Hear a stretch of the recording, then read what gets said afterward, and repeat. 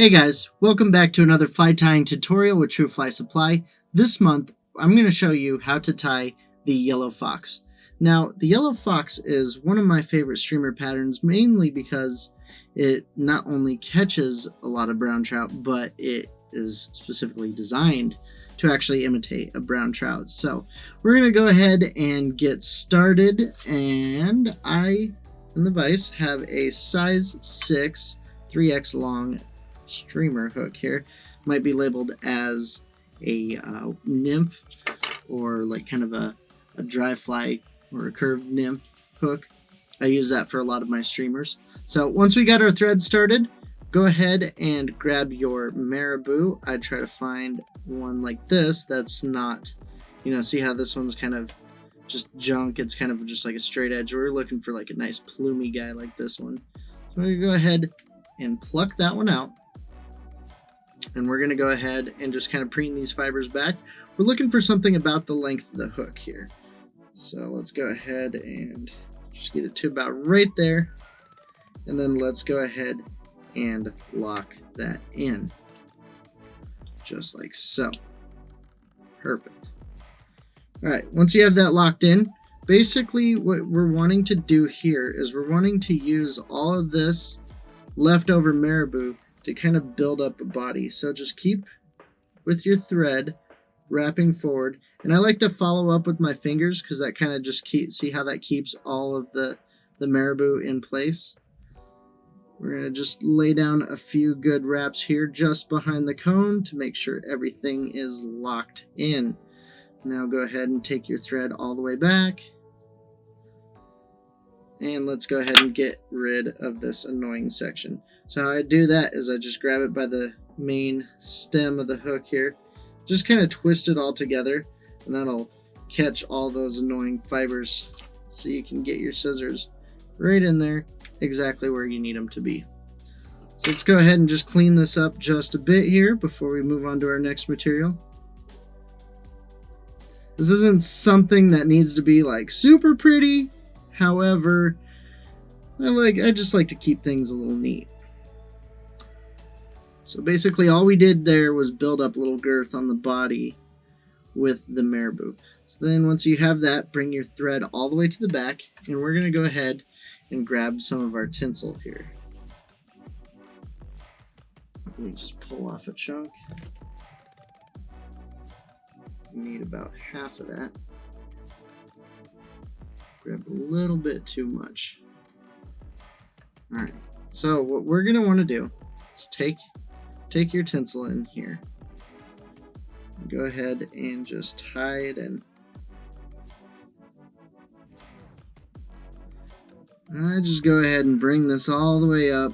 Again, I don't really care if any of these kind of poke out and whatnot. I mean, I want it to be a little clean, don't get me wrong, but I just don't really care if it's kind of just in the thing here. So we're just going to go ahead and cut that up, and we're going to take this and we're just going to go ahead and bring this all the way forward on the fly, thus making a nice shiny body.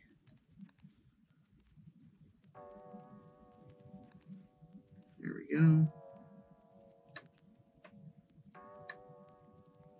Just slowly bringing this forward here. Nothing exciting. Not doing anything crazy. We're just making ourselves a flashy body. Boom, just like that. So then we're going to go ahead and tie that in.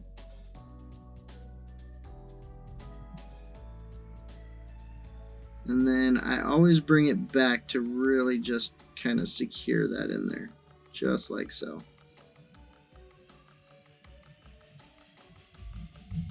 Perfect. Go ahead and trim off your excess. And the next part, we are going to grab another slice of that marabou. So go back to your marabou. Again, we're not using this guy. Let's go ahead and get rid of that. Oh, this one's kind of good. I like this one. Nice plumy structure to him. And he's small, so I don't really have to worry too much about it. I kind of like that look. Look at that. Look at that guy. Look at that guy. Alright. We're going to go ahead and lock this in right behind that cone there. I mean, we're really going to want to lock that in there. Just like so. Perfect. And basically what we're looking is just to bring that marabou all the way back to where the tail is here. So we're going to go ahead and trim off the waist piece here. I wouldn't worry too much if you got little pokers out here, because we are going to actually wrap this in dubbing right here, so it'll get cleaned up. Don't worry. So then the next step is grab your squirrel tail and go ahead and pull you off. Oh, not a lot of fibers, but you know, hefty amount, like that much maybe. Here, let me clean up my selection a little bit better here. Like about that much. So let's go ahead and trim that off. Trimmed. And one thing that I always like to do with any fibers that I'm working with, or any hair that I'm working with, is I like to pinch it and flick out all the little fuzzy bits that really don't even add to our fly and just build up bulk at the bottom. We're just gonna go ahead and lay that across the top here. Now squirrel is kind of finicky because it is a stiff hair to work with, so what I do is I always get a couple loose wraps first, and then I really go to town on locking it in. I mean, just really go to town on locking it in. Because it's a very slick hair too. So, there we go. Looking at that. Again, just go ahead and trim up your waist. We're looking pretty good here. This part is driving me nuts, but there. Now it's not driving me nuts anymore.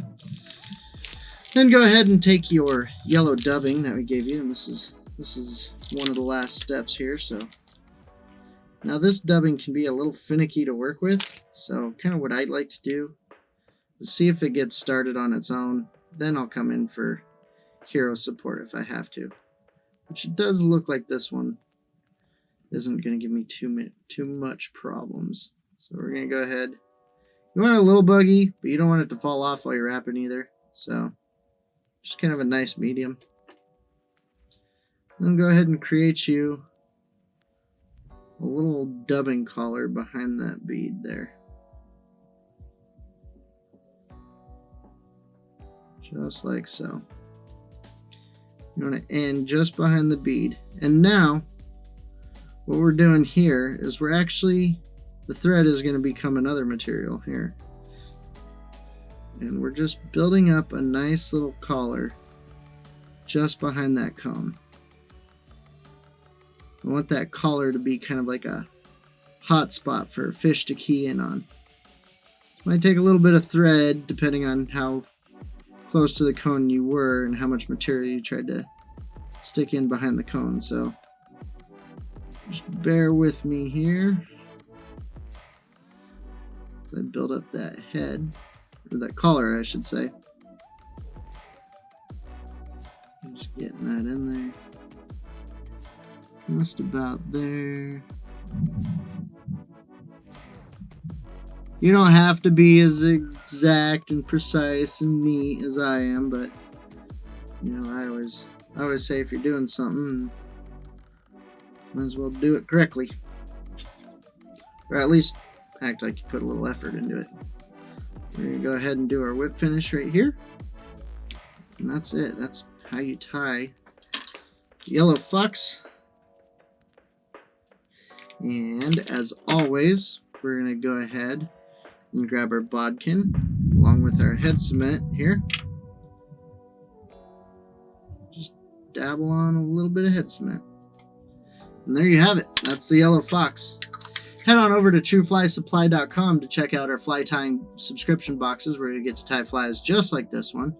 And if tying flies isn't really your thing, we have a subscription for everyone out there. We have warm water boxes, we have saltwater boxes, we even have trout boxes. So again, head on over to trueflysupply.com, smash that subscribe button, check it out, and I'll see you in the next video.